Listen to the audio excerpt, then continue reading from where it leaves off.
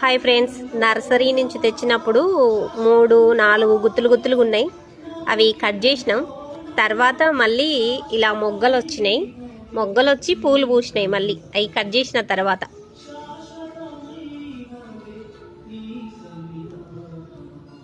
చూస్తున్నారా?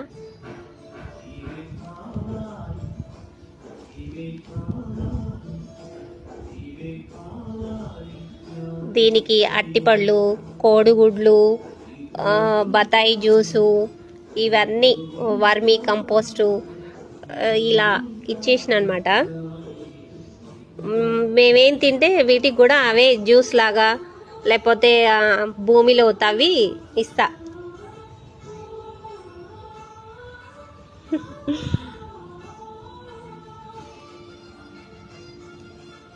బాగున్నాయా?